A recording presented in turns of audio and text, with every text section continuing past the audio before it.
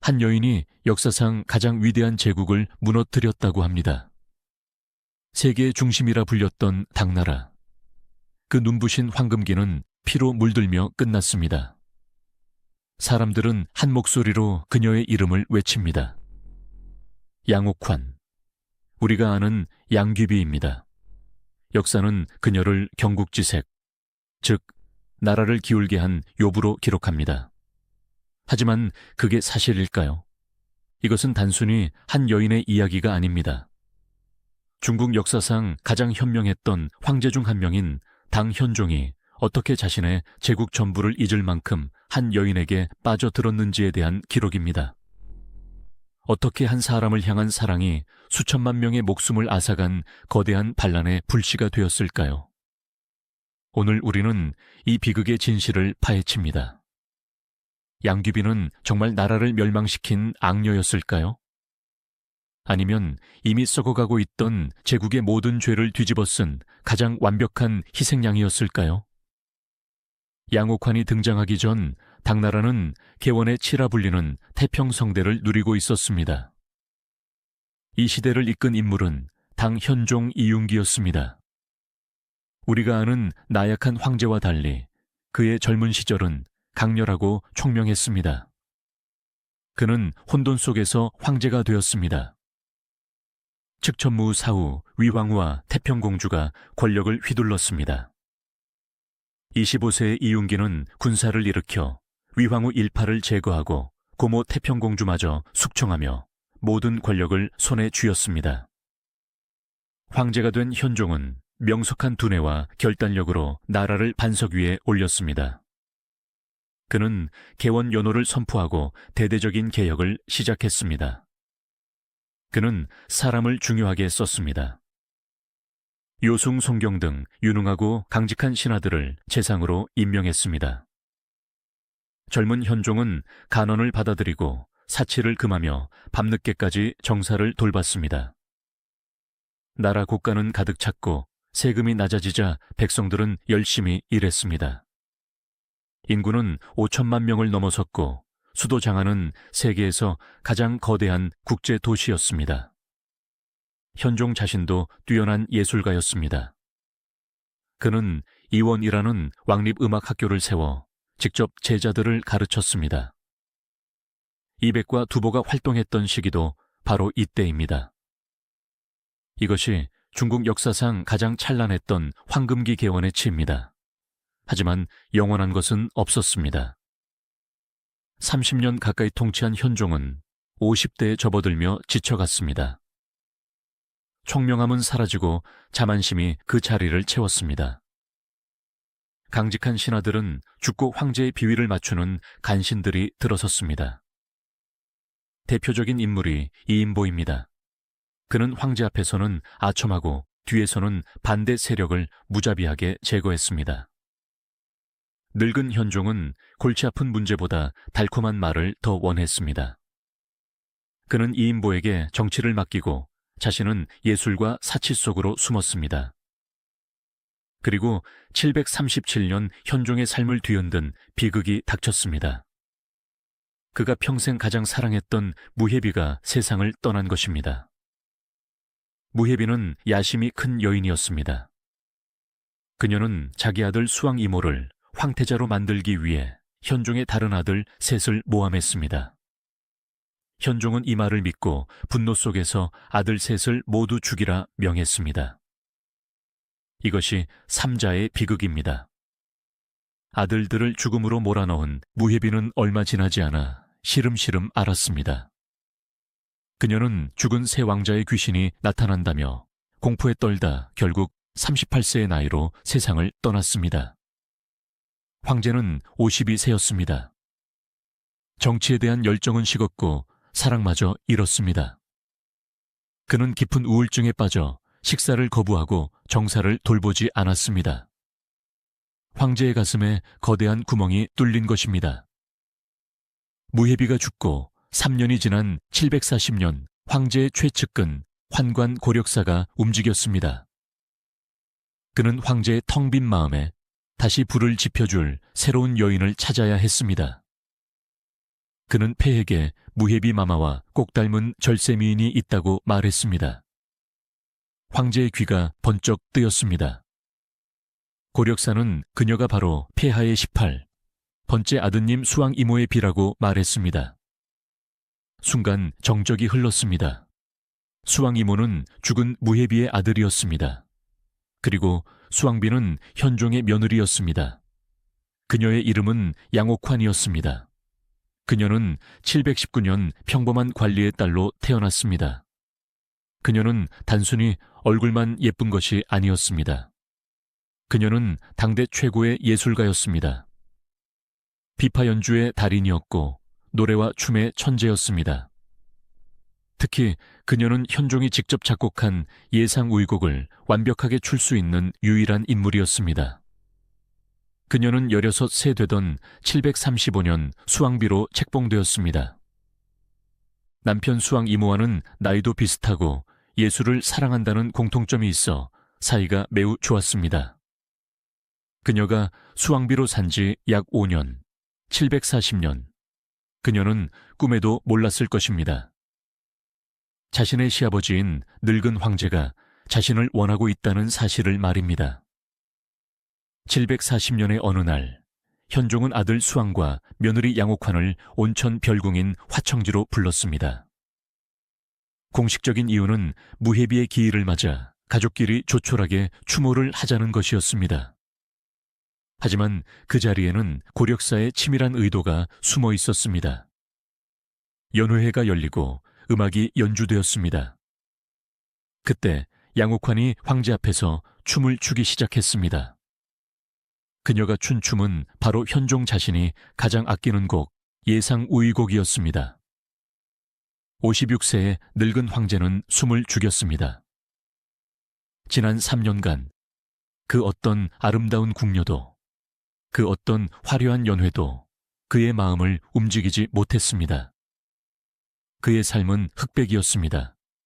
그런데 지금 21살의 며느리 양옥환이 춤을 추고 있었습니다. 그녀의 모습에서 죽은 무해비의 그림자가 어른거렸습니다. 하지만 그것은 단순한 닮음이 아니었습니다.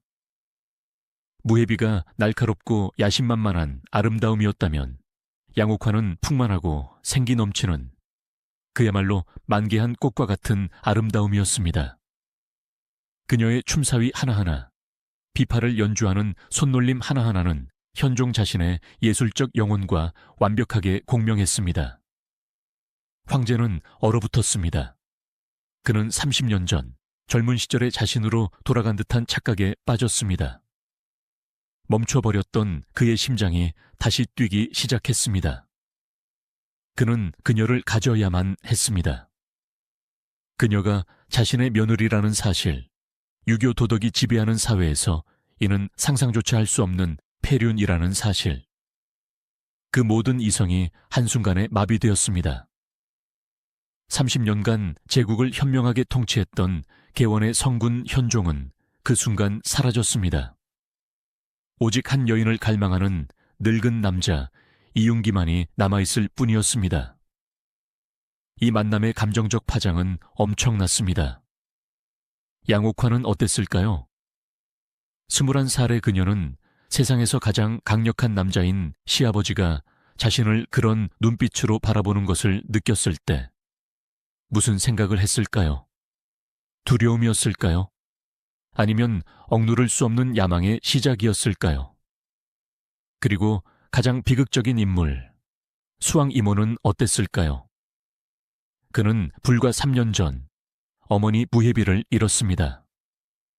그를 황태자로 만들려던 어머니의 야심 때문에 형제 셋이 죽어나가는 끔찍한 비극을 겪었습니다. 그리고 이제 그가 유일하게 의지하고 사랑했던 아내마저 자신의 아버지가 탐하고 있습니다. 그는 아무것도 할 수 없었습니다. 상대는 자신의 아버지이자 제국의 황제였습니다. 운명의 주사위는 던져졌습니다. 황제는 결심했지만 아무리 절대 권력자인 황제라 해도 대놓고 며느리를 빼앗을 수는 없었습니다. 백성들의 비난과 신하들의 반발이 불보듯 뻔했습니다.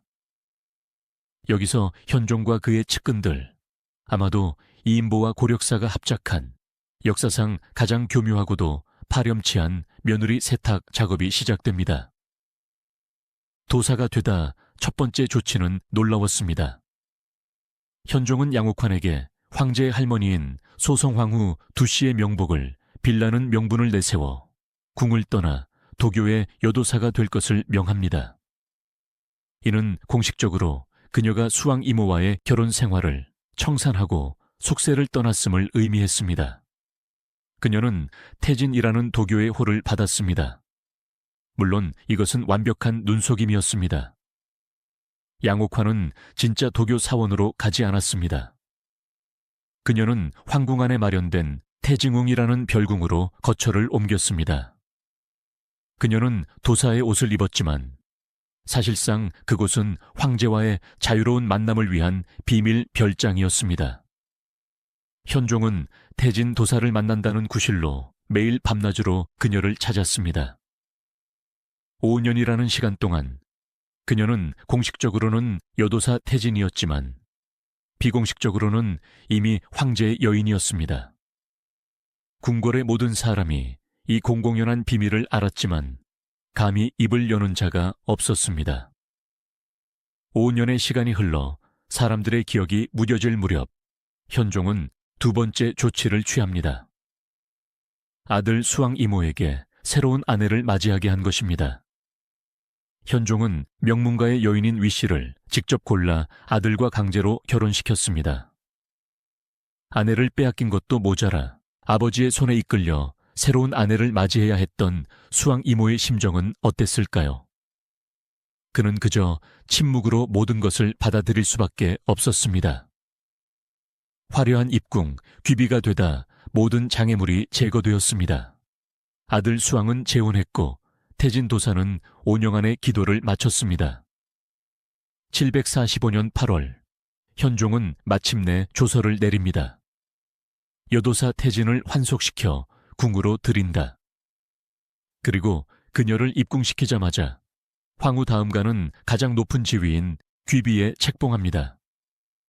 당시 황후의 자리는 오랫동안 비어 있었습니다. 현종은 자신의 첫 황후 왕씨를 폐위시킨 후 무해비조차 황후로 책봉하지 않았습니다. 그런데 며느리였던 양옥환에게는 사실상의 황후와 다름없는 귀비의 지위를 내린 것입니다. 이때 양옥환의 나이 26세, 현종의 나이 63였습니다. 이 5년간의 과정은 당시에도 엄청난 논쟁거리였습니다. 유교적 도덕을 중시하는 신하들은 이것이 인륜을 무너뜨리는 행위라며 반대했지만 이미 이인보가 장악한 조정에서 그들의 목소리는 묻혀버렸습니다. 이것은 현종의 순수한 사랑이었을까요? 아니면 늙은 황제의 멈출 수 없는 욕망이었을까요? 혹은 양옥환 본인의 야망이 개입된 결과였을까요? 역사가들은 말합니다.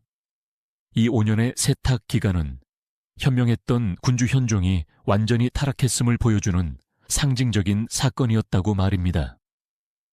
그는 나라의 도덕적 기강을 스스로 무너뜨리면서까지 한 여인을 택했습니다.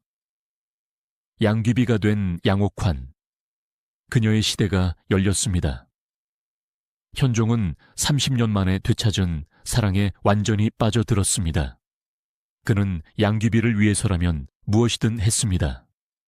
그는 양귀비에게 황후에 버금가는 대우를 했습니다. 그녀가 쓰는 물건, 그녀가 입는 옷, 그녀가 먹는 음식은 모두 제국 최고의 장인들이 만들어낸 것들이었습니다. 그녀의 옷을 만드는 전문 인력만 700명이 넘었다고 합니다. 그녀가 남쪽 지방의 과일인 여지를 좋아한다는 말을 듣자 현종은 수천 리 떨어진 남방에서 장안까지 가장 빠른 말을 동원해 여지를 실어오게 했습니다. 신선도를 유지하기 위해 파발마들은 밤낮 없이 달렸고 이 과정에서 수많은 말과 병사들이 지쳐 쓰러져 죽었지만 황제는 신경 쓰지 않았습니다. 오직 양귀비의 미소만이 그에게 중요했습니다. 현종은 정치를 완전히 잊었습니다. 그는 매일같이 양귀비와 함께 화청지 온천에서 목욕을 하고 끝없는 연회를 즐겼습니다. 현종이 음악을 연주하면 양귀비가 춤을 추었습니다. 늙은 황제는 양귀비를 말을 알아듣는 꽃이라 부르며 그녀 없이는 단 하루도 살 수 없는 사람처럼 굴었습니다. 그의 눈에는 오직 양귀비 한 사람만 보였습니다.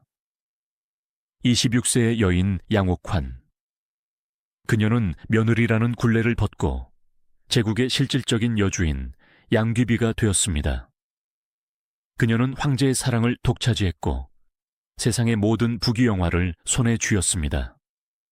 하지만 그녀는 몰랐습니다. 그 사랑이 클수록 그 그림자 또한 짙어지고 있다는 것을. 황제의 맹목적인 사랑은 이제 그녀 자신을 넘어 그녀의 가족에게로 향하기 시작했습니다. 그리고 이 무분별한 총에는 제국을 삼켜버릴 거대한 괴물을 키워내고 있었습니다. 황금시대의 찬란한 빛이 서서히 꺼지기 시작합니다. 현종은 양귀비에게 줄 수 있는 모든 것을 주었습니다. 그리고 그것으로도 모자라 그녀를 기쁘게 하기 위해 그녀의 가족에게 눈을 돌렸습니다. 양귀비가 귀비가 되자 일개말단 관리의 딸이었던 그녀의 가문은 그야말로 벼락을 맞은 듯한 권세를 누리게 됩니다. 가장 먼저 혜택을 본 것은 그녀의 새 언니였습니다. 현종은 양귀비의 큰언니를 한국 부인, 셋째 언니를 괴국 부인, 여덟째 언니를 진국 부인에 봉했습니다. 부인이라는 칭호는 황족이나 최고의 공신에게만 주어지는 공주보다도 높은 자귀였습니다. 이 세 명의 부인은 황궁의 문을 아무런 제재 없이 드나들었습니다. 황제의 수레와 같은 장식을 사용했고 그들이 행차할 때면 장안의 모든 교통이 마비될 정도였습니다. 그들의 사치는 상상을 초월했습니다. 장안 제일의 저택들이 그들에게 주어졌고 그 저택을 꾸미기 위해 나라의 귀한 물건들이 끝없이 실려 들어갔습니다. 황제는 이 세 부인에게 매년 화장품 값으로만 100만 전을 하사했다고 합니다. 특히 셋째 괴국 부인의 위세는 하늘을 찔렀습니다. 그녀는 미모가 양귀비에 버금갈 정도로 뛰어났는데 성격은 훨씬 더 대담하고 오만했습니다. 그녀는 다른 귀족 부인들이 얼굴에 짙은 화장을 하는 것을 비웃으며 자신은 있는 그대로의 아름다움을 보여주겠다며 민낯으로 황제를 만나러 다녔습니다. 당시 시인 장호는 이렇게 노래했습니다. 괴국 부인 황제의 총에 받아 이른 아침 말 타고 국문에 드네. 화장이 미모를 더럽힐까 두려워 민낯으로 눈썹만 그리고 군주를 뵙는구나. 이는 황제에게 잘 보이기 위한 화장 따위는 필요 없다는 극도의 자신감이자 황제와의 사사로운 관계를 과시하는 행위였습니다. 심지어 괴국 부인이 현종과 부적절한 관계를 맺고 있다는 추문이 장안을 뒤덮었지만 현종도 양귀비도 이를 묵인했습니다. 이 세 자매가 얼마나 오만했던지 한 번은 그들의 행렬이 길에서 당 현종의 딸인 광령공주의 행렬과 마주쳤습니다. 황제의 딸과 귀비의 언니, 누가 길을 비켜야 할까요? 당연히 황제의 딸인 공주가 우선이었습니다. 하지만 괴국 부인의 하인들은 공주 따위가 감히 길을 막느냐며 채찍을 휘둘렀고 공주가 말에서 떨어져 땅바닥에 나뒹굴었습니다. 공주는 울면서 아버지 현종에게 이 사실을 고했지만 현종은 딸을 위로하기는커녕 오히려 괴국 부인을 나무랐다는 이유로 공주의 남편을 좌천시켜 버렸습니다. 황제의 눈에는 이제 자신의 피부티인 딸보다 양귀비의 언니가 더 중요했던 것입니다. 하지만 이 세 자매의 사치와 오만은 앞으로 등장할 인물에 비하면 애교 수준이었습니다. 제국을 파멸로 이끈 진짜 암덩어리, 양귀비의 육촌 오빠인 양국충이 등장합니다. 그의 본명은 양소였습니다. 그는 젊은 시절 시장 바닥에서 술과 도박을 일삼는 불량배에 가까웠습니다. 키는 컸지만 행실이 천박하고 무식하여 가문에서조차 그를 양아치 취급하며 상대를 해주지 않았습니다. 그런 그에게 인생 역전의 기회가 찾아왔습니다. 사촌 동생 양옥환이 귀비가 된 것입니다. 그는 즉시 수도 장안으로 달려왔습니다. 양귀비는 어릴 적 자신을 무시했던 이 사촌 오빠를 탐탁지 않게 여겼지만 현종은 귀비의 친척이니 벼슬을 줘야 한다며 그를 곁에 두기 시작했습니다. 양국충은 무식했지만 눈치 하나는 비상했습니다. 그는 황제가 무엇을 좋아하는지 정확히 알았습니다. 그는 황제와 함께 밤새워 도박을 해주었고 황제가 좋아하는 온갖 음담패설과 시시껄렁한 농담으로 기분을 맞춰주었습니다. 현종은 정치 이야기는 지겨워했지만 이런 놀이 친구는 아주 마음에 들어 했습니다. 양국충의 승진은 눈 깜짝할 사이에 이루어졌습니다. 그는 재무를 담당하는 직책을 시작으로 불과 몇 년 만에 40개가 넘는 직책을 겸임하게 됩니다. 그리고 마침내 752년 20년간 조정을 장악했던 재상 이인보가 죽자 현종은 그 후임으로 망설임 없이 양국충을 임명합니다. 시장의 불량배가 불과 7, 8년 만에 당나라 제국의 모든 행정, 재정, 군사권을 총괄하는 우승상의 자리에 오른 것입니다. 그는 유능해서가 아니었습니다. 똑똑해서도 아니었습니다. 오직 양귀비의 사촌오빠라는 이유 하나 때문이었습니다. 양국충이 재상이 되자 나라는 급격히 무너졌습니다. 그는 공개적으로 뇌물을 받고 관직을 팔았습니다. 양국충의 집 대문 앞은 벼슬을 사려는 자들이 바친 뇌물로 산을 이루었습니다. 그는 자신에게 아첨하는 자는 승진시키고 조금이라도 쓴소리를 하는 자는 지방으로 좌천시키거나 죽여버렸습니다. 개원의 치를 이끌었던 강직한 신하들의 시대는 완전히 끝났습니다. 조정은 양국충의 눈치만 보는 간신배들로 가득 찼습니다. 아들 낳아도 기뻐 마라, 딸 낳아도 노여워 마라. 못 보는가 양씨 가문이 천하를 쥐락펴락하는 것을 당시 백성들 사이에 유행했던 노래입니다. 딸 하나 잘 둔 덕에 온 가문이 나라를 쥐고 흔드는 이 비정상적인 상황에 대한 백성들의 분노와 절망이 담겨 있습니다. 그렇다면 양귀비는 이 모든 것을 몰랐을까요? 알았을 것입니다. 하지만 그녀는 막지 않았습니다. 혹은 막을 수 없었을지도 모릅니다. 그녀에게 가족은 자신의 권력을 지탱해주는 유일한 울타리였습니다. 그녀는 황제의 사랑에만 집중했을 뿐, 그 사랑이 만들어낸 가족이라는 괴물이 제국을 어떻게 갉아먹고 있는지 애써 외면했습니다. 그녀의 침묵과 방관은 양국충의 탐욕에 날개를 달아준 것과 같았습니다. 양씨 가문이 조정을 썩게 만들고 있을 때 황제의 맹목적인 사랑이 키워낸 또 하나의 괴물이 있었습니다. 바로 변방의 장군, 안녹산입니다. 안녹산은 혈통부터가 복잡했습니다. 아버지는 중앙아시아의 소그드인이었고 어머니는 돌궐족 무당이었습니다.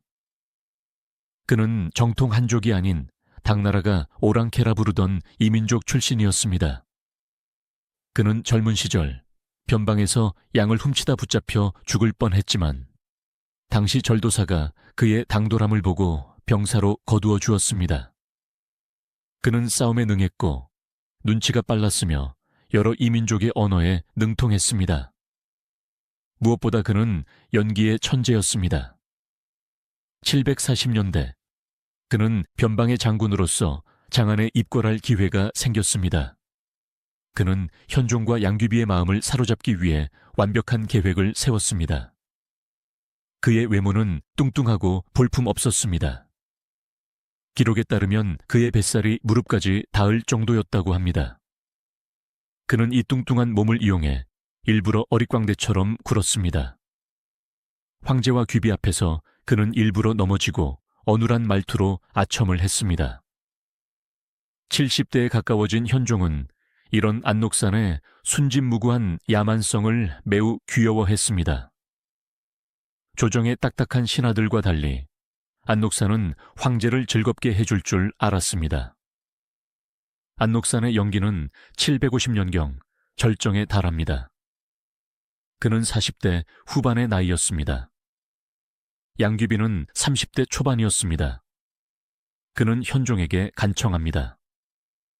폐하, 소인은 오랑캐라 아버지가 누구인지만 알았지. 어머니가 누구인지는 모르고 살았습니다. 폐하를 아버지로 모시고 싶지만 감히 그럴 수 없으니 부디 귀비마마를 어머니로 모시게 해주십시오.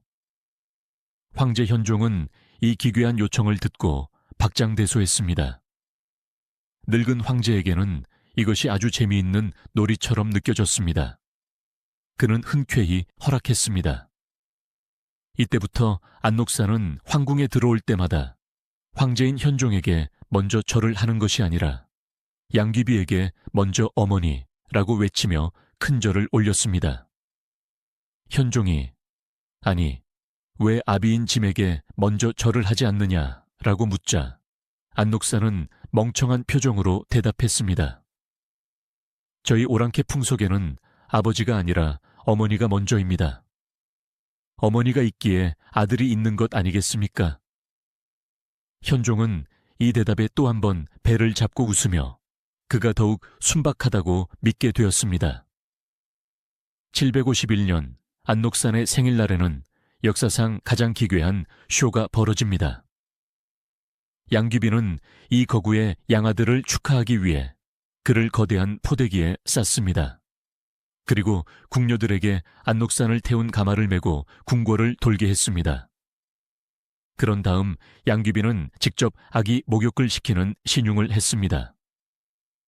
40대 후반의 거구 장군이 아기 옷을 입고 포대기에 쌓여 30대 초반의 양어머니에게 재롱을 부리는 모습.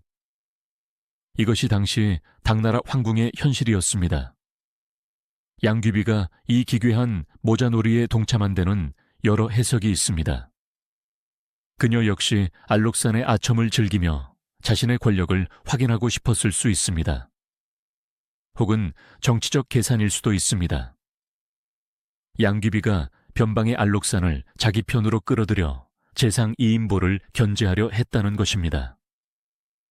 당시 야사와 시에는 두 사람의 부적절한 관계를 암시하는 기록이 여럿 있습니다.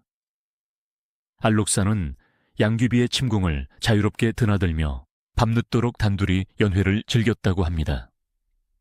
심지어 안록산의 손톱이라는 일화도 있습니다. 안록산이 현종 앞에서 실수인 척 양귀비의 가슴을 만졌다는 이야기입니다. 현종이 불쾌해했지만 안록산은 오랑캐라 예법을 모른다며 웃어넘겼습니다. 이 일화의 진위는 불확실하지만 두 사람의 관계는 비정상적으로 보일 만큼 가까웠습니다.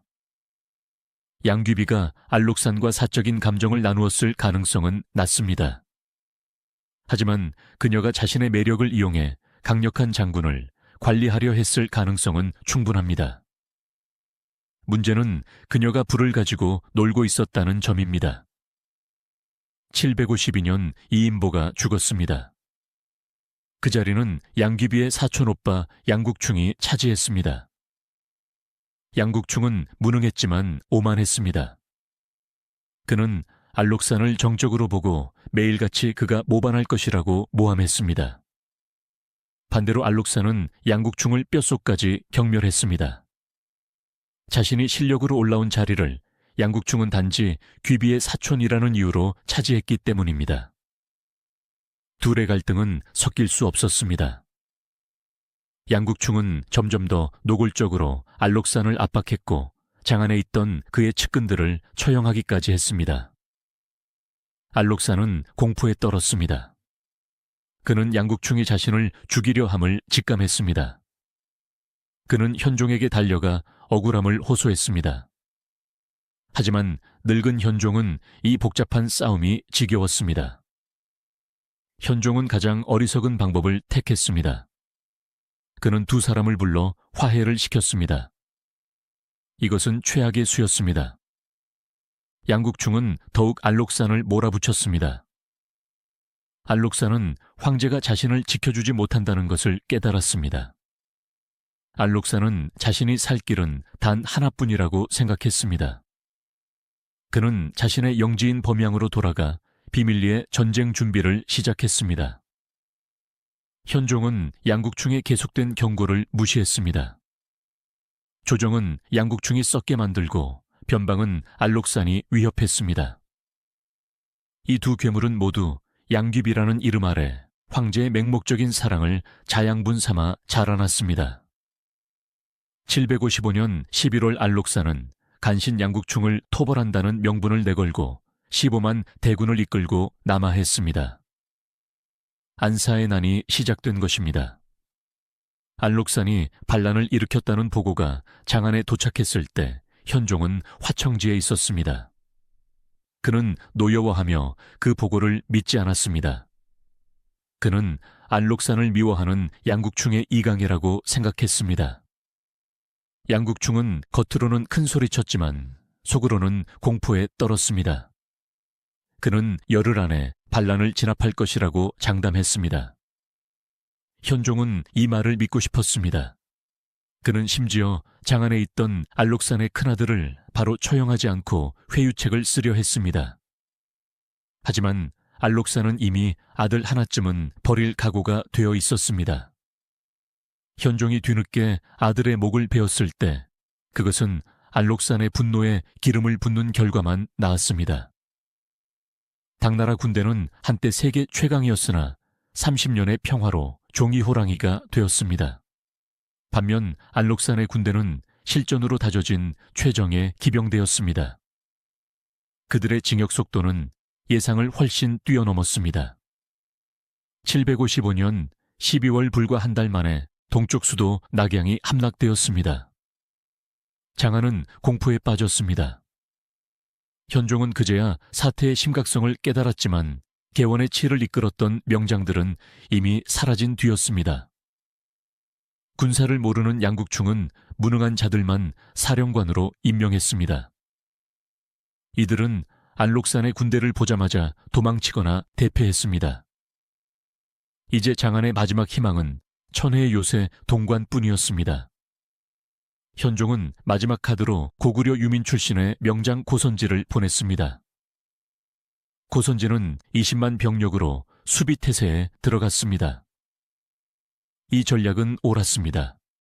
하지만 이 전략은 내부에서 무너졌습니다.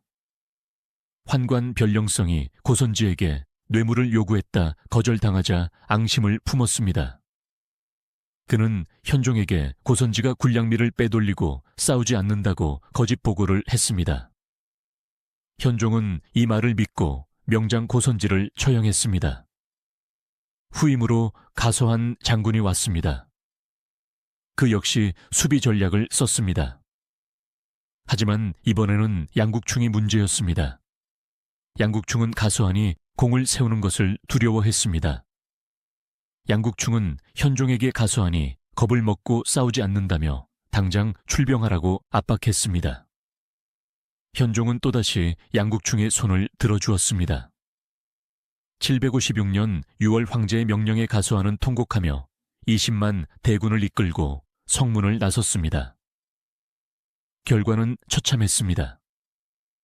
알록산의 매복에 20만 대군이 무너졌고 가서하는 사로잡혔습니다. 제국의 마지막 방패 동관이 함락되었습니다. 동관 함락 소식은 756년 7월 13일 새벽 장안에 전해졌습니다. 현종은 공포에 질렸습니다. 양국충은 자신의 기반이 있는 촉으로 피신해야 한다고 매달렸습니다. 7월 14일 새벽 현종은 양귀비, 양국충 등 최측근만 데리고 황궁 뒷문을 빠져나왔습니다. 백성들에게 알리지 않은 비참한 야반 도주였습니다. 그들은 장안과 수백만 백성들을 반란군의 칼날 아래 버려두고 떠났습니다. 개원의 성군 현종은 도망자가 되었습니다. 피난길은 지옥이었습니다. 장마철이라 비는 쏟아졌고 황제와 귀비는 진흙탕 길을 고통스럽게 행군했습니다. 굶주린 백성들이 길을 막고 울부짖었습니다. 식량도 곧 떨어져 황제는 거친 잡곡밥으로 허기를 채웠습니다. 이 행렬에서 가장 분노한 사람들은 황제를 호위하던 3,000명의 금군 병사들이었습니다. 그들의 처자식은 모두 장안에 남아 있었습니다. 굶주리고 지친 병사들의 분노는 한 곳을 향하기 시작했습니다. 병사들은 이 모든 재앙의 원흉을 찾았습니다. 그들은 거들먹거리는 양국충을 바라보았습니다.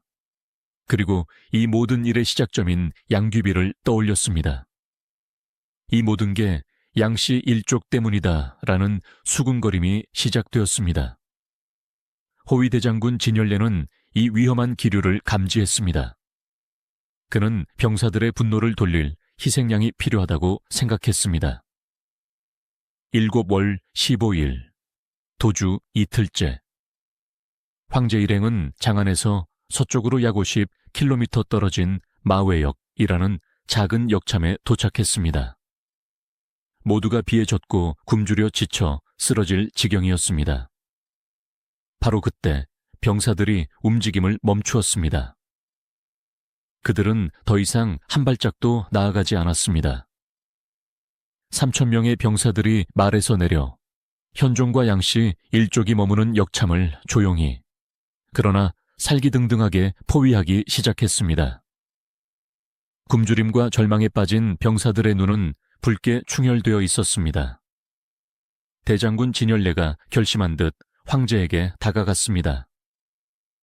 이곳 마회파에서 당나라의 역사를 뒤바꿀 피비린내 나는 반란을 진압해야 할 황제의 군대에 의해 막 시작되려 하고 있었습니다. 756년 7월 15일, 쏟아지는 비와 진흙 속에서 제국 전체의 운명을 결정할 가장 잔혹한 심판이 시작되려 합니다. 양귀비는 인생에서 가장 절박하고 긴박한 순간, 황제가 사랑과 목숨 중 비극적인 선택을 해야만 하는 순간을 맞이하게 됩니다. 역참에 도착하여 겨우 한숨 돌리려던 현종과 양씨 일족. 하지만 역참 밖의 분위기가 심상치 않았습니다. 병사들이 무기를 든 채 수군거리며 자신들이 머무는 숙소를 에워싸고 있었습니다. 불길한 침묵 속에서 가장 먼저 공포했던 사람은 바로 재상 양국충이었습니다. 그는 이 모든 분노가 자신을 향하고 있음을 직감했습니다. 그때였습니다. 누가 먼저랄 것도 없이 병사들 사이에서 고함이 터져 나왔습니다. 나라의 도적 양국충을 죽여라. 저놈 때문에 이 모든 일이 벌어졌다. 분노한 병사 수십 명이 양국충이 머물던 숙소로 달려들었습니다. 양국충은 혼비백산하여 달아나려 했습니다. 그는 역참의 담을 넘어 도망치려 했지만 빗물에 젖은 담은 미끄러웠고 그는 비참하게 진흙탕 속으로 굴러떨어졌습니다. 병사들은 그에게 달려들어 창과 칼을 휘둘렀습니다. 양국충은 비명조차 제대로 지르지 못했습니다. 그는 순식간에 수십 개의 칼에 찔려 형체를 알아볼 수 없을 정도로 난도질당했습니다. 병사들은 그것으로도 분이 풀리지 않아 그의 목을 베어 창끝에 꿰었습니다. 이것은 시작에 불과했습니다. 피맛을 본 병사들의 광기는 양씨 일족 전체를 향했습니다. 그들은 양국충의 아들 양선을 찾아내어 그 자리에서 죽였습니다. 그리고 양귀비의 두 언니, 화려한 사치로 백성들의 원망을 샀던 한국 부인과 진국 부인을 끌어냈습니다. 평생 비단옷만 입었던 그녀들은 공포에 질려 비명을 질렀지만 성난 병사들은 그녀들마저 무참히 살해했습니다. 유일하게 도망친 사람은 가장 위세가 등등했던 셋째, 궤국 부인이었습니다. 그녀는 이 아수라장 속에서 말을 타고 도망쳤지만 결국 병사들에게 따라잡히게 되자 너희 같은 천한 것들의 손에 죽지 않겠다며 스스로 목을 찔러 자결했다고 전해집니다. 불과 몇 시간 만에 하늘을 찌르던 양씨 일족의 권세는 마회파의 진흙탕 속에서 처참하게 끝장났습니다. 황제를 겨눈 칼날, 양귀비를 내놓으십시오. 양국충과 그 일가가 모두 죽었습니다. 역차만 현종은 밖에서 들려오는 비명소리와 병사들의 함성에 사시나무 떨듯 떨고 있었습니다. 양귀비는 이미 얼굴이 새하얗게 질려 71세의 늙은 황제 곁에 바싹 붙어 있었습니다. 이제 모든 것이 끝났다고 생각했을 때 밖의 소란은 멈추지 않았습니다. 오히려 3,000명의 병사들이 창끝과 칼날을 현종이 머무는 숙소로 향한 채 한 발짝 더 다가왔습니다. 그들은 물러가지 않았습니다. 그때 이 반란 아닌 반란을 사실상 주도하고 있던 호위대장군 진열래가 숙소 문 앞으로 나섰습니다. 그는 50년 가까이 현종을 모셨던 충신이었습니다. 하지만 지금 그의 얼굴에는 충성심이 아닌 차가운 결의만 남아 있었습니다. 그가 무릎을 꿇고 빗물에 젖은 채 황제에게 아뢰었습니다. 폐하, 나라의 도적 양국충은 죽었습니다. 하오나, 진열래는 잠시 말을 끊었다가 역사의 흐름을 바꾼 한마디를 내뱉었습니다. 하오나, 재앙의 뿌리는 아직 폐하의 곁에 남아있사옵니다. 현종은 자신의 귀를 의심했습니다. 재앙의 뿌리라니, 그게 무슨 말이냐? 진열래가 목소리를 높였습니다. 양귀비가 아직 살아있습니다. 양국충은 귀비의 오라비였기에 재상이 될 수 있었고 두 사람이 결탁하여 나라를 이 지경으로 만들었습니다. 병사들은 지금 뿌리를 뽑지 않으면 제2, 제3의 양국충이 또다시 나타날 것이라 두려워하고 있습니다. 폐하, 병사들의 분노를 가라앉히고 종묘사직을 보존하시려거든 부디 양귀비를 포기하시옵소서. 그녀를 군법에 따라 처단하게 해 주십시오. 현종은 충격에 빠졌습니다. 그는 자신의 목숨과도 같은 양귀비를 자신의 군대가 자신의 충신이 내놓으라고 요구하는 이 상황을 믿을 수가 없었습니다. 그는 밖으로 뛰쳐나가려 하며 소리쳤습니다. 내 이놈, 무슨 망발이냐. 귀비는 깊은 궁궐 안에만 머물렀다. 그녀가 양국충의 모반과 무슨 상관이 있단 말이냐. 짐이 보장하겠다. 그녀는 죄가 없다. 71세의 황제는 필사적이었습니다. 그는 30년간 자신의 늙은 삶을 지탱해준 유일한 빛, 자신의 마지막 사랑을 지키기 위해 황제로서의 마지막 권위를 짜내려 했습니다. 하지만 병사들은 물러서지 않았습니다. 그들은 황제의 말을 비웃었습니다. 죄가 없다고? 저 여자가 모든 일의 시작이다.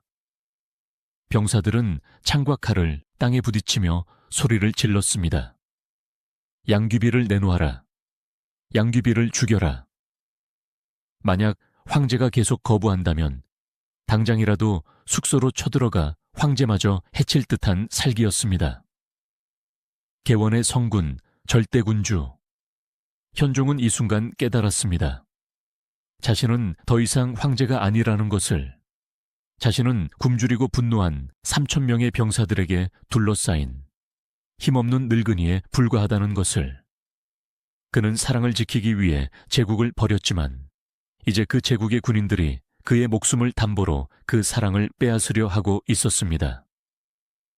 현종이 절망 속에서 망연자실해 있을 때 그의 곁으로 한 사람이 다가왔습니다.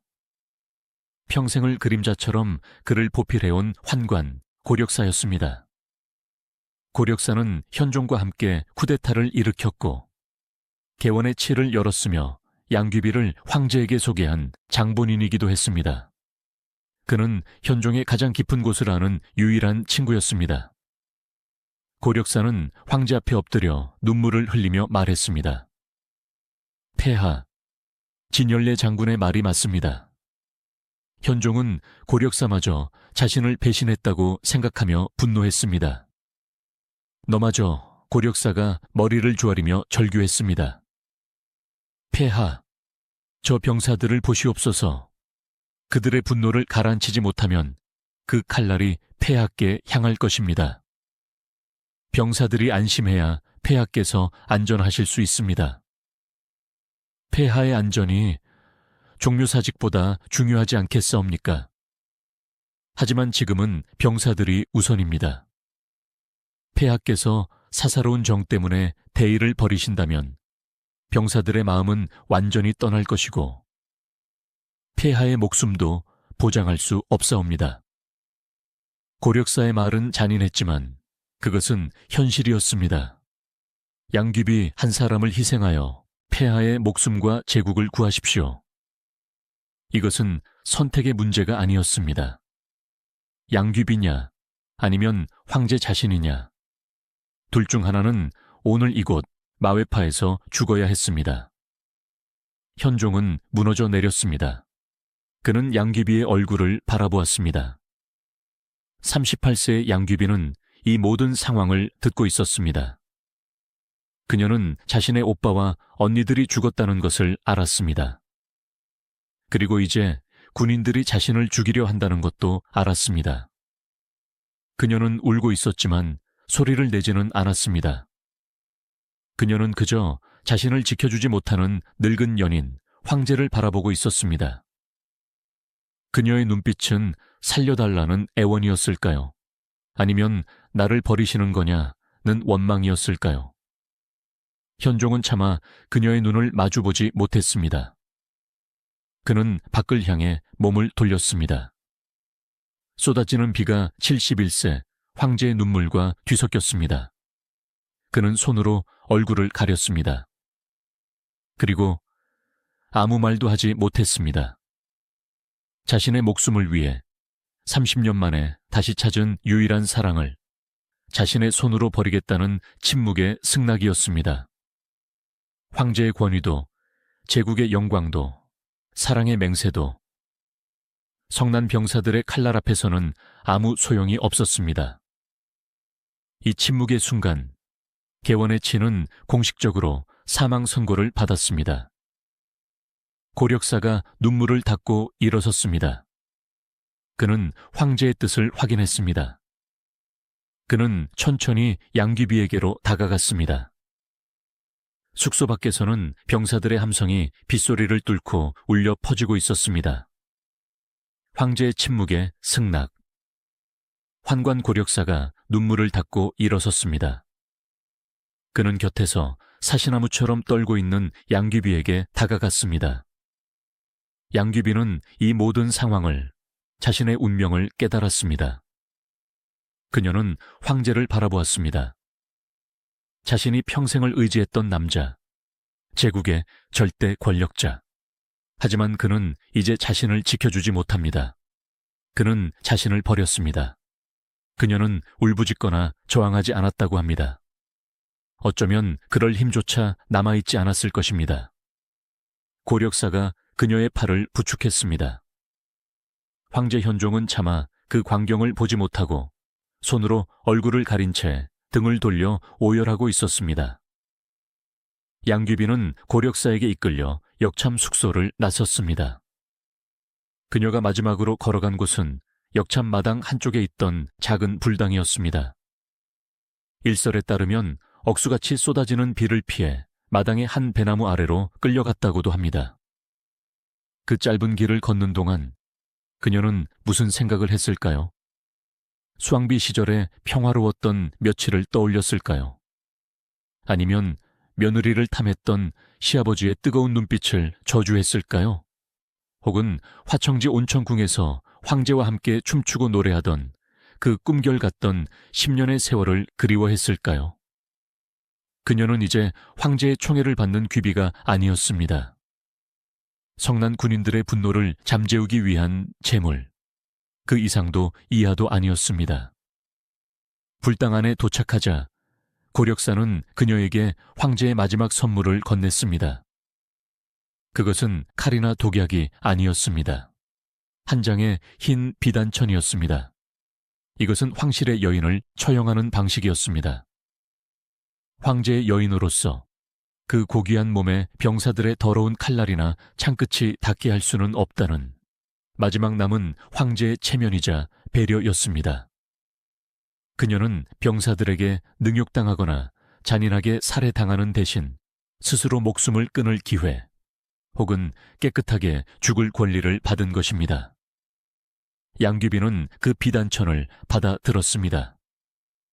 그녀는 마지막으로 황제가 있는 숙소 쪽을 바라보았습니다. 그리고 불상을 향해 마지막 절을 올렸습니다. 그녀의 정확한 죽음의 순간에 대해서는 기록이 엇갈립니다. 첫 번째 설은 자결입니다. 양귀비가 고력색에 건네받은 비단천을 불당의 대들보에 걸고 스스로 목을 메어 생을 마감했다는 것입니다. 황제에 대한 마지막 예의, 혹은 황족으로서의 마지막 존엄을 지키려 했다는 해석입니다. 두 번째 설은 교살입니다. 양귀비가 차마 스스로 목숨을 끊지 못하고 울며 망설이자 밖에서는 병사들의 아우성이 더욱 거세졌습니다. 시간이 지체될수록 황제의 목숨까지 위험해지는 상황. 결국 고력사가 혹은 고력사의 명을 받은 다른 환관이 그녀의 뒤에서 비단천으로 그녀의 목을 졸라 강제로 죽음에 이르게 했다는 것입니다. 어느 쪽이 진실이든 결과는 같았습니다.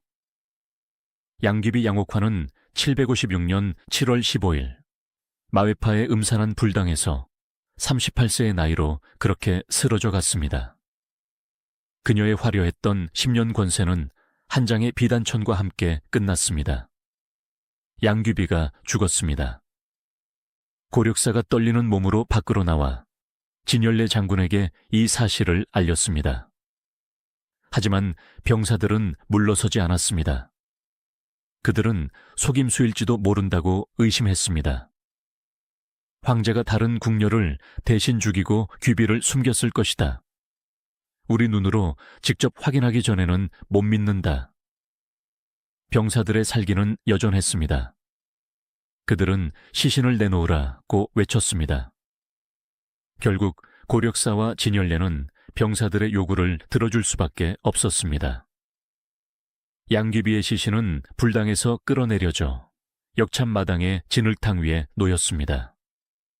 혹은 진열래 장군과 병사들의 우두머리들이 직접 불당 안으로 들어가 비단천에 목이 졸려 숨이 끊어진 그녀의 모습을 확인했다고도 합니다. 평생을 비단과 향기 속에 살았던 여인의 마지막은 그렇게 수천 명 병사들의 살기 어린 눈앞에 전시되었습니다. 그녀의 죽음은 국모의 죽음이 아니라 역적의 죽음처럼 확인되었습니다. 그녀의 시신을 확인한 병사들은 그제야 만족했습니다. 그들은 환호성을 질렀습니다. 재앙의 뿌리가 뽑혔다고 기뻐했습니다. 그들은 비로소 창과 칼을 거두고 다시 황제를 호위할 금군의 모습으로 돌아갔습니다. 이 끔찍하고 야만적인 죽음의 확인, 절차가 끝나고 나서야 마웨파의 피비린내, 나는 반란은 끝이 났습니다. 숙소 안에서 이 모든 소리를 듣고 있던 현종. 그는 병사들의 환호성을 들었습니다. 그것은 자신의 사랑이 끝났음을, 자신이 그녀를 죽였음을 알리는 소리였습니다. 그는 역참의 진흙탕 바닥에 주저앉아 통곡했습니다. 그는 황제였습니다. 그는 자신의 목숨을 구했습니다. 하지만 그는 모든 것을 잃었습니다. 30년간 이룩한 위대한 제국 개원의 치도 잃었고 남은 삶의 유일한 의미였던 사랑마저 자신의 손으로 버려야 했습니다. 이제 그는 성군 현종이 아니었습니다. 사랑에 미친 늙은이도 아니었습니다. 그저 사랑하는 여인을 지켜주지 못하고 적군이 무서워 수도를 버리고 부하들이 무서워 여인을 죽게 내버려둔 71세의 비참한 도망자일 뿐이었습니다. 양귀비의 죽음은 분노한 병사들을 잠재웠습니다. 황제의 피난 행렬은 다시 남쪽 촉을 향해 움직이기 시작했습니다. 하지만 양귀비의 죽음으로 모든 것이 끝났을까요? 아니요. 그녀의 죽음은 비극의 끝이 아니었습니다. 그것은 현종에게 남은 여생 동안 계속될 더 길고 혹독한 지옥의 시작이었습니다. 그리고 그녀가 남긴 사랑의 신화는 그녀가 죽은 바로 그 순간부터 시작되고 있었습니다. 양귀비의 시신이 수습되고 병사들의 분노가 가라앉자 황제의 피난 행렬은 다시 움직이기 시작했습니다. 목적지는 여전히 남쪽 험준한 산으로 둘러싸인 촉이었습니다. 하지만 행렬의 분위기는 완전히 달라졌습니다. 현종은 말 위에 앉아 있었지만 이미 영혼이 빠져나간 사람 같았습니다. 그는 아무 말도 하지 않았고 아무것도 먹지 않았습니다. 그저 텅 빈 눈으로 쏟아지는 비를 맞고 있었습니다. 행렬이 마외파를 벗어나자 그는 뒤를 돌아보았습니다. 자신이 그녀를 버리고 온 그 언덕을. 기록에 따르면 그는 그때부터 길 위에서 소리내어 울기 시작했다고 합니다. 옥환, 옥환. 그녀의 이름을 부르짖는 황제의 울음소리가 빗소리를 뚫고 울려 퍼졌습니다. 그의 울음은 사랑을 잃은 슬픔인 동시에 사랑을 지키지 못한 자신에 대한 원망이자 그녀를 죽음으로 내몬 병사들과 운명에 대한 분노였습니다. 그는 세상에서 가장 높은 자리에 있었지만 정작 가장 지키고 싶었던 한 사람을 지켜내지 못했습니다. 그가 험준한 잔도를 지날 때였습니다. 빗속에서 처량하게 울리는 방울 소리를 듣고 그는 또다시 양귀비를 떠올리며 슬픔에 잠겼다고 합니다. 훗날 이 슬픔은 우림령이라는 곡으로 만들어져 황제의 비통한 심정을 전하게 됩니다. 그녀가 없는 피난길은 황제에게는 살아있는 지옥이었습니다.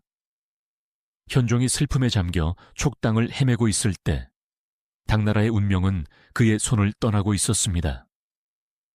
이 혼란을 틈타 현종과 함께 피난을 떠났던 황태자 이형이 움직였습니다. 황태자는 마외파의 비극을 바로 곁에서 지켜보았습니다. 그는 아버지 현종의 리더십이 완전히 무너졌음을 깨달았습니다. 또한 양국충을 처단한 병사들이 자신을 새로운 지도자로 추대하려는 움직임을 감지했습니다. 황태자는 아버지의 행렬에서 이탈했습니다. 그는 나는 북쪽으로 가 반란군을 토벌할 군사를 모으겠다는 명분을 내세워 영무라는 도시로 향했습니다. 그리고 756년 8월 현종이 채 촉당에 도착하기도 전에 황태자 이형은 영무에서 스스로 황제의 자리에 올랐습니다. 이것이 바로 당나라의 새로운 황제, 숙종입니다. 이것은 현종의 허락을 받은 양위가 아니었습니다. 사실상의 쿠데타였습니다. 아들이 아버지의 제국을 가로챈 것입니다.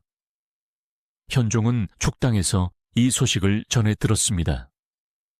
짐이 아직 살아있는데 아들이 황제가 되었단 말이냐. 그는 이제 황제가 아니었습니다. 그는 황제에서 물러난 황제, 즉 태상황이라는 이름으로 불리게 되었습니다. 이것은 현종에게 내려진 정치적 사망 선고였습니다. 안사의 난을 수습하는 모든 권한은 새로운 황제 숙종에게 넘어갔습니다. 현종은 모든 것을 잃었습니다. 수도를 잃었고, 제국을 잃었고, 사랑하는 여인을 잃었고, 마침내 황제의 자리마저 아들에게 빼앗기고 만 것입니다. 그는 이제 스촨성의 궁궐에 갇힌 힘없는 늙은이에 불과했습니다. 전쟁은 8년이나 더 계속되었습니다. 안녹사는 757년 자신의 아들 안경서에게 살해당했고 그 안경서마저 안녹산의 부하였던 사사명 실시밍에게 밀려나는 등 반란군 내부에서도 피비린내 나는 싸움이 계속되었습니다. 새로운 황제 숙종은 명장 곽자의 등을 등용해 방역에 나섰습니다. 마침내 757년 가을 황제군은 수도 장안과 낙양을 탈환하는 데 성공합니다. 수도가 수복되자 숙종은 촉당에 유배되어 있던 아버지 현종에게 사람을 보냈습니다. 태상황 전하, 이제 장안으로 돌아오셔도 좋습니다. 758년 1월 현종은 1년 6개월 만에 자신이 도망쳤던 수도 장안으로 돌아왔습니다. 하지만 그를 맞이한 것은 환호하는 백성들이 아니었습니다. 그가 돌아온 장안은 폐허가 되어 있었습니다. 반란군에게 짓밟힌 궁궐은 불에 탔고 화려했던 거리는 텅 비었습니다. 아들 숙종은 그를 융숭하게 맞이하는 척했지만 사실상 감시했습니다. 현종은 자신이 평생을 보낸 대명궁이 아닌 도시 남쪽의 한적한 흥경궁에 머물게 되었습니다. 그는 태상황이라는 이름의 정치범이나 다름없었습니다. 장안으로 돌아온 현종이 가장 먼저 한 일은 마회패 사람을 보내 양귀비의 시신을 수습해 오라는 것이었습니다. 그는 그녀를 진흙탕 속 역적의 무덤이 아닌 황제의 여인으로서 격식을 갖춰 제대로 장사 지내주고 싶었습니다. 신하들이 마회파로 달려갔습니다. 그들은 1년 반 전 그녀를 급하게 묻었던 그 불당 옆 배나무 아래를 파헤쳤습니다. 하지만 시신은 이미 썩어 형체를 알아볼 수 없었습니다. 비단천에 쌓여 급하게 묻힌 시신은 1년 반의 세월과 여름의 비, 겨울의 눈을 견디지 못했습니다. 신하들은 흙 속에서 그녀의 것으로 보이는 유골 몇 점과 단 하나의 물건을 발견했습니다. 그것은 그녀가 생전에 늘 허리에 차고 다녔던 향주머니였습니다. 비단과 육신은 모두 썩어 문드러졌지만 그 안에 담겨있던 사양의 향기만은 1년 반이 지나도록 희미하게 남아있었습니다. 신하들은 그 향주머니를 수습하여 현종에게 바쳤습니다. 현종은 향주머니를 받아들고 오열했습니다. 그는 이제 그녀의 시신조차 거둘 수 없었습니다. 그가 만질 수 있는 그녀의 유일한 흔적은 이 차가운 흙 속에서 발견된 작은 향주머니 하나뿐이었습니다. 그는 이 향주머니를 자신의 침소에 걸어두고 매일같이 그것을 보며 그녀를 그리워했습니다. 현종의 말년은 비참했습니다. 아들 숙종은 아버지가 여전히 정치적 영향력을 행사할까 두려워했습니다. 숙종의 측근이었던 환관 이보국은 노골적으로 현종을 핍박했습니다. 이보국은 현종을 흥경궁에서 더욱 외진 상양궁, 즉 태극궁 감로전으로 강제 이주시켰습니다. 상양궁은 늙고 총애를 잃은 후궁들이 죽음을 기다리던 살아있는 무덤 같은 곳이었습니다. 그리고 현종의 곁을 평생 지켰던 환관 고력사마저 모함을 씌워 먼 곳으로 유배 보내버렸습니다. 이제 현종 곁에는 아무도 남지 않았습니다. 그는 상양궁의 차가운 정악에 홀로 갇혔습니다. 그의 유일한 낙은 화가를 불러 양귀비의 초상화를 그리게 하고 그 초상화를 벽에 걸어두고 하루 종일 바라보는 것이었습니다. 그는 그녀의 향주머니를 손에 쥔 채 초상화 속에 그녀에게 말을 걸었습니다. 옥환, 그대가 그립소. 내가 잘못했소. 내가 그대를 지키지 못했소. 그는 비가 오는 날이면 우림령을 연주하게 했고 달이 밝은 밤이면 그녀와 함께 춤췄던 예상 우이곡을 들으며 눈물 지었습니다. 그는 더 이상 태상황이 아니었습니다. 그는 자신의 죄책감이라는 감옥에 갇힌 살아있는 망령이었습니다. 762년 5월 양귀비가 죽은 지 6년. 아들 숙종이 병으로 위독해진 지 며칠 뒤 당 현종 이윤기는 상양궁의 쓸쓸한 정악에서 77세의 나이로 눈을 감았습니다. 그의 기나긴 고통과 참회도 그렇게 끝이 났습니다. 현종은 죽었습니다. 안사의 난도 곧 진압되었습니다. 화려했던 당나라의 황금기는 막을 내렸고 제국은 서서히 쇠락의 길을 걷게 되었습니다. 역사는 양귀비를 나라를 망친 요부, 현종을 사랑의 눈먼 암군으로 기록할 준비를 마쳤습니다. 만약 이야기가 여기서 끝났다면 우리는 오늘날 양귀비를 달기나 포사와 같은 그저 그런 악녀 중 하나로 기억할지도 모릅니다. 하지만 현종이 죽고 약 50년이 흐른 뒤 한 남자가 이 비극의 무대를 찾아왔습니다. 그의 이름은 백거이, 호는 낙천이었습니다. 그는 당대 최고의 시인이었습니다. 그는 친구와 함께 마웨파와 현종의 궁궐터를 방문했다가 이 늙은 황제와 요절한 귀비의 이야기에 깊은 감명을 받았습니다. 그는 이들의 이야기를 단순한 역사적 사실로 기록하지 않았습니다. 그는 이것을 영원한 사랑의 비극으로 재탄생시켰습니다. 그렇게 탄생한 불후의 명작이 바로 장안가, 끝없는 한의 노래입니다. 장안가는 129절에 달하는 긴 서사시입니다. 시는 현종이 양귀비를 만나 사랑에 빠지는 황홀한 순간부터 시작합니다. 하지만 이 시의 진정한 핵심은 양귀비가 죽은 이후입니다. 바로 남겨진 자 현종의 슬픔입니다. 백거이는 현종이 촉으로 피난가며 돌아오며 그리고 상양궁에 갇혀서 겪는 모든 고통을 절절하게 묘사했습니다. 백거이는 현종이 죽은 후 그의 영혼이 도사의 도움을 받아 하늘과 땅을 뒤져 마침내 양귀비의 영혼을 만나는 판타지를 그려냅니다. 그리고 두 사람이 눈물로 재회하며 마지막 맹세를 나누는 장면에서 이 시의 가장 유명한 마지막 구절이 터져 나옵니다. 장안가가 발표되자 당나라 전체가 이 시에 열광했습니다. 이 시 한편으로 양귀비의 역사는 다시 쓰였습니다. 그녀는 더 이상 나라를 망친 요부가 아니었습니다. 그녀는 황제와의 비극적인 사랑 때문에 희생된 순애보의 여주인공이 되었습니다. 양귀비의 육신은 마웨파의 진흙 속에 세우러졌지만 그녀의 이야기는 장안가라는 날개를 달고 천년의 세월을 날아와 오늘날 우리에게까지 전해졌습니다.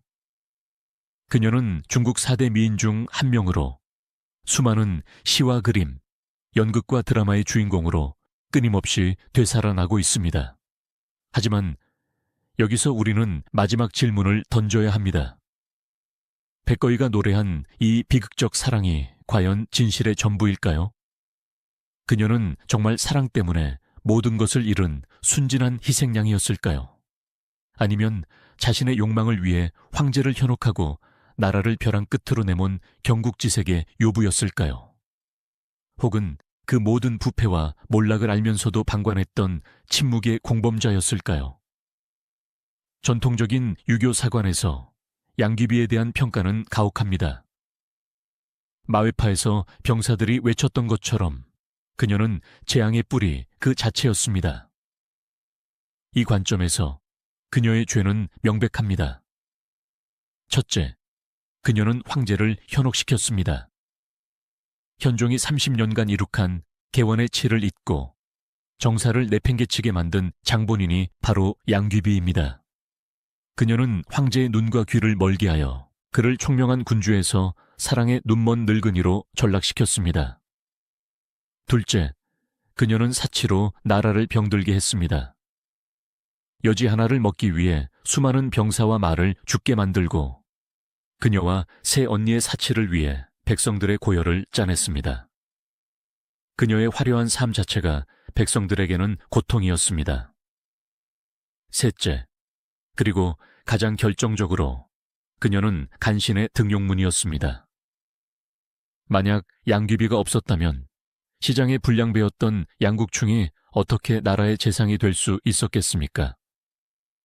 만약 양귀비가 없었다면 이민족 장군 안녹산이 어떻게 황제의 양아들이 되어 당나라 최강의 군사력을 손에 쥘 수 있었겠습니까? 양국충의 부패와 안녹산의 야심은 모두 양귀비의 총애라는 땅 위에서 자라난 독버섯이었습니다. 물론 그녀가 직접 오빠를 재상으로 삼으소서라고 말한 기록은 없습니다. 하지만 그녀는 양국충이 나라를 좀먹는 것을 알면서도 막지 않았고 안녹산과의 위험한 모자놀이를 즐겼습니다. 따라서 마웨파에서 그녀가 죽음을 맞이한 것은 비극이 아니라 나라를 망친 죄에 대한 당연한 심판이자 인과응보라는 것이 전통적인 평가입니다. 하지만 현대의 많은 역사가는 이 모든 책임을 38세에 죽은 여인에게만 돌리는 것은 불공평하다고 말합니다. 이 시각에서 양귀비는 거대한 시스템 붕괴의 희생양에 불과했습니다. 이 관점에서 진짜 원흉은 양귀비가 아니라 바로 당 현종 자신입니다. 첫째, 황제의 타락은 양귀비 이전부터 시작되었습니다. 현종이 정치에 염증을 느낀 것은 60세를 바라보던 시점, 즉 양귀비를 만나기 전이었습니다. 그는 이미 간신 이인보에게 정치를 맡기고 있었고 사랑했던 무혜비가 죽은 뒤 깊은 상실감에 빠져 있었습니다. 양귀비는 현종의 타락의 원인이 아니라 이미 타락할 준비가 되어 있던 현종에게 나타난 계기일 뿐이었습니다. 둘째, 모든 결정은 황제가 내렸습니다. 양귀비가 양국충의 등을 떠밀었습니까? 아닙니다. 양국충에게 40개가 넘는 관직을 주며 재상으로 임명한 사람은 현종입니다. 양귀비가 안록산에게 군대를 주었습니까? 아닙니다. 안록산에게 세계 번진의 군사력을 몰아준 사람도 현종입니다. 양국충과 안록산의 갈등을 알면서도 사이좋게 지내라며 어설프게 봉합하려 한 사람도 현종입니다. 그녀는 절대 권력을 가진 남편을 둔 아내였을 뿐 측천무우처럼 스스로 정치 권력을 휘두른 여제는 아니었습니다. 셋째, 그녀의 죽음은 정치적 쇼였습니다. 마외파에서 병사들이 그녀를 죽이라고 요구한 것은 그녀가 재앙의 뿌리여서가 아니었습니다. 그들은 황제를 직접 죽일 수는 없으니 황제의 모든 실책을 상징하는 대리물이 필요했습니다. 황제의 가장 소중한 것을 빼앗음으로써 황제의 권위를 땅에 떨어뜨리고 군대의 분노를 잠재울 희생제물. 양귀비는 그 역할의 가장 완벽한 존재였습니다. 그녀의 죽음으로 안사의 난이 끝났습니까? 아니요. 전쟁은 그 후 8년이나 더 계속되었습니다. 이는 그녀가 전쟁의 원인 이 아니었음을 증명합니다. 이 시각에서 그녀는 황제의 사랑을 받았다는 죄밖에 없는 늙고 무능해진 남편의 모든 실책을 뒤집어 쓴 비운의 여인일 뿐입니다. 그녀의 죄는 적극적인 악행이 아닙니다. 그것은 최고 권력자의 사랑을 받는 자로서 마땅히 졌어야 할 책임을 방기한 부자귀의 죄입니다. 그녀는 공범자였고 최소한 방관자였습니다. 사랑은 아름답지만 그 사랑이 권력과 결합하고 책임을 망각할 때 그것은 세상에서 가장 치명적인 독이 될 수 있습니다. 양귀비는 그 독배를 마셨고 그 독배를 황제에게 권했으며 결국 그 독 때문에 쓰러져 갔습니다. 장안가는 그녀의 비극적인 사랑을 노래하지만 역사는 그녀의 무덤 위에서 불타버린 당나라의 황금기와 안사의 난으로 죽어간 수천만 백성의 비명을 함께 기억합니다. 1000년이 지난 오늘 그녀의 이름은 여전히 우리에게 묻고 있습니다.